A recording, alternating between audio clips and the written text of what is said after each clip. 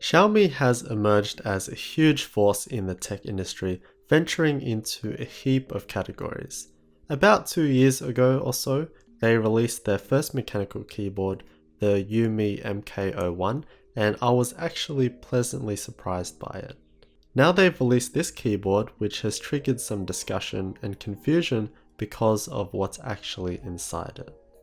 Thanks to Banggood.com for providing this keyboard for review, and I'm going to clarify what's actually up with this keyboard because I too wasn't really sure by just looking at the product page.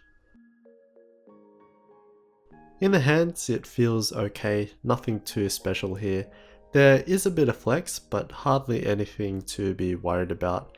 It comes in at about 725 grams, so pretty lightweight for a full-size keyboard, which also has a completely standard ANSI layout, so replacing keycaps won't be a problem. The reason why it's light is because it has this aluminium top case in this nice dark grey finish, which is quite even and smooth, and it ties in nicely into this very simplistic design that can fit into any environment, with smallish bezels and rounded corners. The keycaps look pretty decent as well, with thin and neat legends, which isn't always the case with backlit keyboards. We have a high profile design, so the key switches are hidden, and again we have that rounded look, giving it a real softness. We can also see that we have the aluminium on top and the plastic base beneath that, whereas the Xiaomi MK01 was the other way around. And we have a non-removable USB cable on the left rear.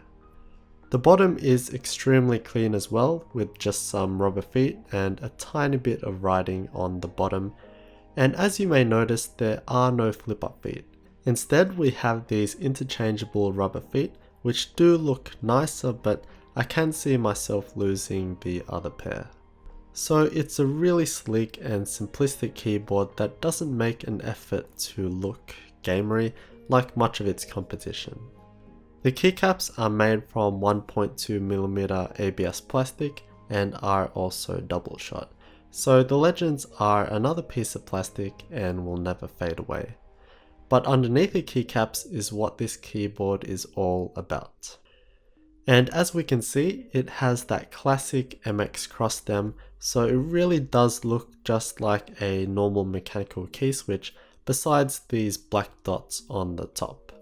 And that's where there's issues. Some websites list this as a mechanical keyboard right in the product name, and Banggood are guilty of doing this as well.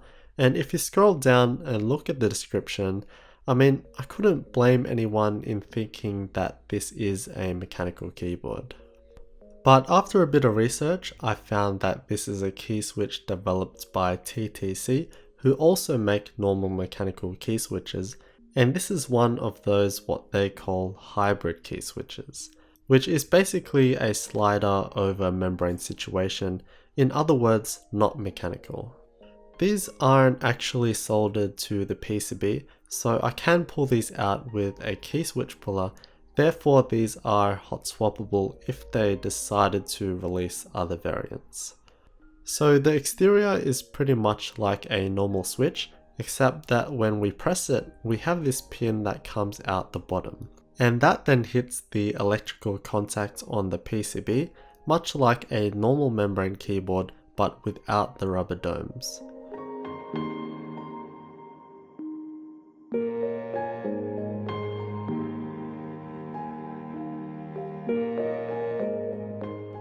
Opening up the key switch, we have our top housing and our bottom housing.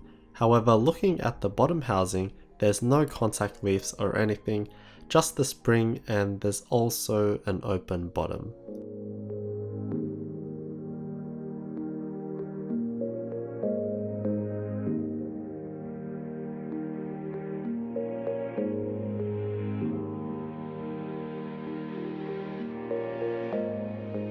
The slider is the unique part. So the reason why we have this red and black stem is because it's supposed to be a hybrid of said switches.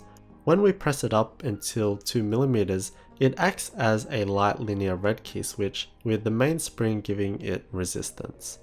But then when we reach 2mm, this pogo stick thing comes into play, hitting the membrane and actuating the key while also increasing its resistance. Now this is the difficult bit, trying to describe this thing which is very different to anything I've personally tried.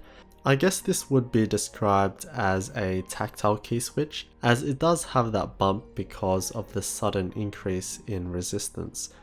But it isn't a distinct or sharp bump, especially if you press it slowly. It's just a linear that then reaches a point where it gets heavier, and that makes for a kind of dampened bottom out, so it almost feels as if it's slightly mushy in a way. The goal that they had was to have that fast actuation, but then a faster rebound, as the greater resistance will in theory push the key back up faster. The really interesting thing is that when the pin hits the surface, it makes a kind of sharp and loud noise at the halfway point, much like a clicky switch. So when you're actually typing, it almost sounds like a clicky keyboard, but it doesn't feel like one. And that's why it's so weird and difficult to describe. They describe it with linear notations, but then it feels like a tactile, but then it has that loud sound which almost makes it sound like a clicky board. Personally, it's been a really enjoyable experience, mainly because it's unique, but I actually don't mind it as it is a pretty light and relaxing experience. But I can definitely see people disliking it because it doesn't really feel mechanical or sharp, rather a bit mushy.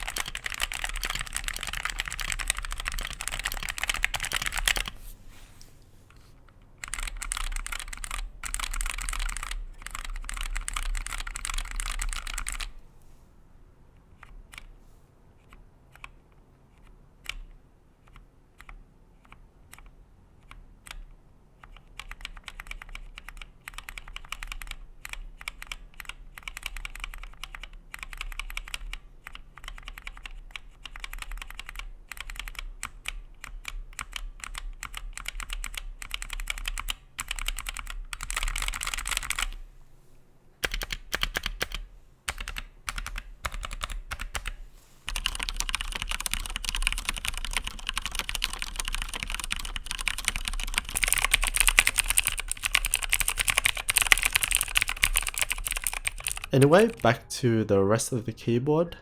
There's no secondary labeling on these keycaps, so the RGB lighting is controlled via the FN key as there is no software. The arrow keys control the brightness and speed of the effects. The page up key goes through set effects and page down goes through the colors. Unfortunately, I was unable to take this keyboard apart without potentially destroying it, so my apologies for that. But yeah, we pretty much got what we needed by pulling out a key switch. So overall, it is a very interesting keyboard in regards to how it feels to me. But the main takeaway point from this is that no, this is not a mechanical keyboard. Rather, this is one of those hybrid or mechanical keyboards, but without the domes. What I do admire is the innovation with the MT hybrid key switch and effort to create something better from TTC, which they've been doing for a bunch of different companies now. In theory, it seems like a reasonable idea in creating a gaming switch that focuses on having a faster rebound. Whether it makes a difference, I'm not really sure. I'm not a hardcore gamer, so it's not so obvious to me, but perhaps it does. Thanks again to Banggood.com for providing this keyboard for review, and I'll leave links in the description if you want to check it out.